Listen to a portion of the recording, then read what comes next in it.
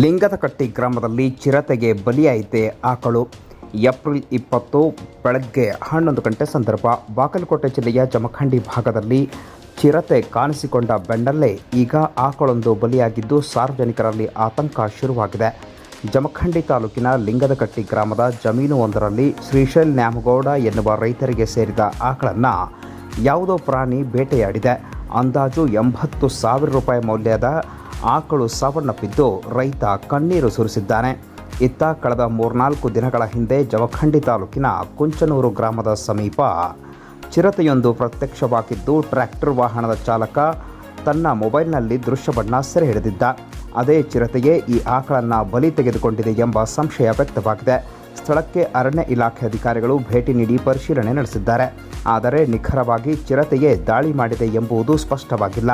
ತನಿಖೆ ಮುಂದುವರೆದಿದೆ. ಇನ್ನು ರೈತ ಶ್ರೀಶೈಲ್ ನ್ಯಾಮಗೌಡ ಅವರು ಆಕಳನ್ನು ಯಾವುದೋ ಪ್ರಾಣಿ ಬಲಿ ತೆಗೆದುಕೊಂಡಿದ್ದು ಸರ್ಕಾರ ಸೂಕ್ತ ಪರಿಹಾರ ನೀಡಲಿ ಎಂದು ಮನವಿ ಮಾಡಿದ್ದಾರೆ. ಇದು ನಮ್ಮ ಹೆಸರು ಶ್ರೀಶೈಲ್ ಸಿದ್ದಪ್ಪ ನ್ಯಾಮಗೌಡ ಅಂತ ಹೇಳಿ. ನಮ್ಮ ದನಕರುಗಳನ್ನು ಇಲ್ಲಿ ಕಟ್ಟಿ ನಾವು ಮನೆಗೆ ಬಂದಾಗ ಈ ಥರ ನಮಗೆ ಅದು ಯಾವ ಪ್ರಾಣಿ ಐತಿ ಅದು ಗೊತ್ತಾಗಿಲ್ಲ. ಮುಂದೆ ಅದೇನು ಗೊತ್ತಾಗ ಈಗಾಗೆ ಚಿರತೆ ಬಂದೈತಿ ಅನ್ನೋದು ನಮಗೆ ಇಲ್ಲಿ ಆಜು ಎಲ್ಲ ಈಗ ಕುಂಬಾರಾಳ ಏರಿಯಾದಾಗ ದ್ರಾಕ್ಷಿ ಪುಡಕ್ಕೆ ಹೋದಾಗ ಅಲ್ಲಿ ಒಬ್ಬರಿಗೆ ಚಿರತೆ ಕಂಡು ಬಂದಿದೆ. ಇದು ನಮಗೆ ನಮ್ಮ ದನಕರುಗಳನ್ನು ತಿಂದು ಎಲ್ಲ ದೊಡ್ಡ ಚೂರಿ ಎಲ್ಲ ಇದನ್ನು ಮಾಡಿದೆ. ನಮ್ಮದು ಇದು ನಾಯಿ ಇದು ಏನಿಸಿಲ್ಲ. ಇದು ಏನಾಗೈತೆ ಅಂದರೆ ಮುಂದೆ ಚಿರತೆ ಅಥವಾ ಮತ್ತೆ ಇನ್ನೊಂದು ಪ್ರಾಣಿ ಯಾವುದೇ ಅಂದಕ್ಕೆ ನಮಗೆ ಸಂಶಯ ಬಂದಿದೆ. ಈಗ ನಾವು ಈಗಾಗಲೇ ಅಧಿಕಾರಿಗಳು ತಿಳಿಸಿರು, ಒಂದು ಮುಂಜಾನೆ ತಿಳಿಸಿರು, ಇನ್ನೂ ಯಾರು ಬಂದಿಲ್ಲ. ಅದಕ್ಕೆ ಅದರ ಸಂಬಂಧ ಇದನ್ನ ದೌಡು ನಮಗೆ ಏನಾದ್ರು ಪರಿಹಾರ ನೀಡಬೇಕಂದ್ರೆ ನಾನು ಮನವಿ ಮಾಡ್ತೀನಿ. ಜಮಖಂಡಿ ಏರಿಯಾದವ್ರು ರೈತರು ನಾವು ಇಲ್ಲಿ ನಮ್ಮ ಪ್ರಾಣಿ ನಮ್ಮ ಆಕಳ ಒಂದು ರಾತ್ರಿ ನಮ್ಮ ತಮ್ಮನ ಆಕಳ ಒಂದು ರಾತ್ರಿ ಏನು ಪ್ರಾಣಿ ಕಡ್ದಾಗ ಗೊತ್ತಿಲ್ರಿ.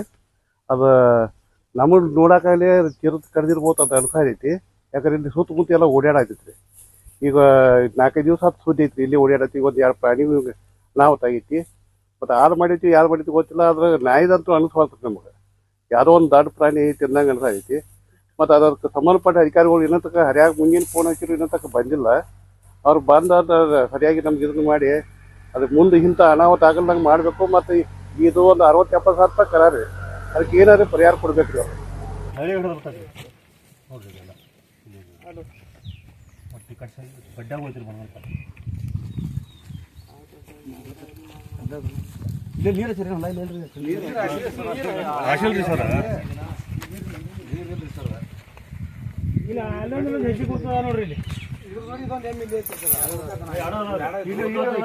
ಇಲ್ಲಿ ಯಾರದಾವ್ರಿ ಉಳಿದ ಆಚೆ ಕಡೆ ಅದಾವ್ರಿ ಶೇಖರನ ಇಲ್ಲೇ ತೋರ್ಸ್ತಾರ್ರಿ. ಆದ್ರ ಇಲ್ಲಿ ಕಬ್ನ್ಯಾಗ ಯಾಜ್ ಮಾಡ್ಯಾವ್ರಲ್ಲ ರೀ ಸರ್. ಇಲ್ಲಿ ಕಬ್ನ್ಯಾಗಿನ ಯಾಜಿದವ್ರಿ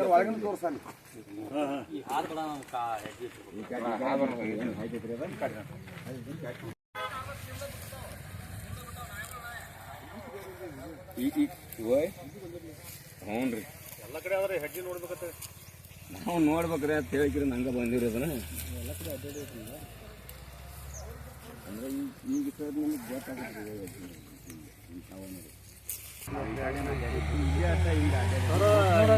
ರಾತ್ರಿ ಎಣ್ಣೆ ಹೊಡ್ಯಾಕತ್ತಾರ್ರಿ.